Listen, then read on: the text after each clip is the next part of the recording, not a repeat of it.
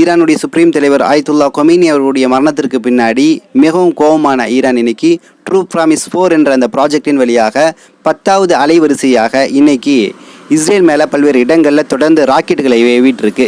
இதில் குறிப்பாக இது பயன்படுத்தக்கூடிய ராக்கெட் எதுன்னு கேட்டிங்கன்னா கேபர் ஷெகான் என்று சொல்லக்கூடிய ராக்கெட். இந்த கேபர் ஷெகானை பயன்படுத்தி தான் இன்றைக்கி காலையில் ஒரு தரமான சம்பவத்தை செஞ்சுட்டு ஒரு செய்தி இந்த உலகத்திற்கு கொடுத்துருக்கு. அது என்ன சம்பவம்னா 10வது அலையில், அதாவது 10th வேல கிட்டத்தட்ட 10 மிசைல்கள் அனுப்பியிருக்கு. இந்த 10மே இஸ்ரேலுடைய முக்கியமான தலைமையகங்களை அழிச்சிருக்கு. குறிப்பாக உளவு தலைமையகத்துடைய இந்த தலைவருடைய அலுவலகம், பாதுகாப்பு தலைவருடைய அலுவலகம், இராணுவ தலைவருடைய அலுவலகம், குறிப்பாக டெல்-அவிவில் இருக்கக்கூடிய இஸ்ரேலுடைய தலைவர் பெஞ்சமின் நெத்தன்யாஹு என்று சொல்லக்கூடிய சர்வதேச குற்றவாளியுடைய வீட்டுடைய அந்த தலைமையகம், வீடு என்ற 2 இடங்களை சுக்குநூறாக உடைச்சிருக்கு அப்படிங்கிற செய்தி இன்னைக்கு கிடைச்சிருக்கு.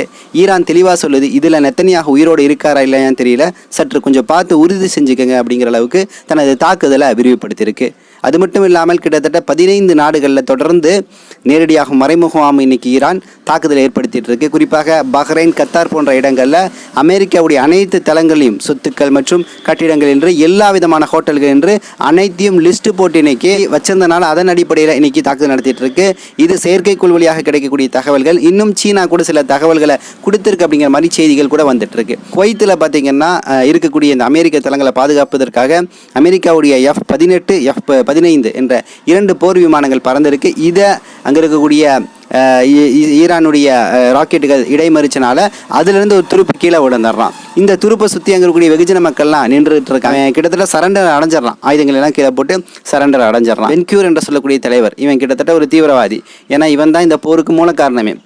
இந்த பென்கியூர் என்ன பண்ணுறான்னா இப்போ கதறிட்டு இருக்கான், சர்வதேச சமூகங்கள் இதை தட்டி கேளுங்க, ஈரானுடைய தாக்குதலை நிறுத்த சொல்லுங்க, ஐநா இதில் தலையிடுங்க சொல்லிட்டு இன்னைக்கு கதறி கொண்டிருக்கின்றான். இதே பென்கியூர் தான் 2 நாளைக்கு முன்னாடி வெஸ்ட் பேங்க்கில் முஸ்லீம்களுடைய இடங்களை எல்லாம் பிடுங்கி கொண்டு அவர்களை அடித்து விரட்டக்கூடிய நிலையை உருவாக்கிட்டு இருந்தான். ஸோ இந்த பென்கியூர், ஸ்மோரிச் போன்ற மிகப்பெரிய தீவிரவாத சிந்தனை கொண்ட இந்த அமைச்சர்களுடைய இந்த ஜியோனிச சிந்தனை தான் இன்னைக்கு இந்த போருடைய உச்சநிலை என்பது உருவாயிருக்கு அப்படிங்கிற விஷயங்கள் நம்மளால் பார்க்க முடியுது. நான் சொன்ன இந்த 15 நாடுல சைப்ரஸ் இருக்குல்ல, இதில் இங்கிலாந்துடைய ஒரு இராணுவ தளம் இருக்குது. இதன் மேலே கூட இன்னைக்கு ஈரான் தாக்குதல் நடத்தியிருக்கு அப்படிங்கிற செய்தி வருது. அப்போ ஈரானுடைய கரம் என்பது இன்னைக்கு பெரிய அளவில் விரிந்திருக்கிறது. இதுவரையிலும் யாரும் செய்யாது. கிட்டத்தட்ட 3 ஆண்டுகள் பலஸ்தீன போர் நடந்துச்சுல, இதுவரைக்கும் ஷஹீதானவர்கள் எல்லாமே பலஸ்தீனுடைய ஹமாஸுடைய தலைவர்கள் தான், ஈரானுடைய தலைவர்கள், ஹிஸ்புல்லாவுடைய தலைவர்கள் தான்.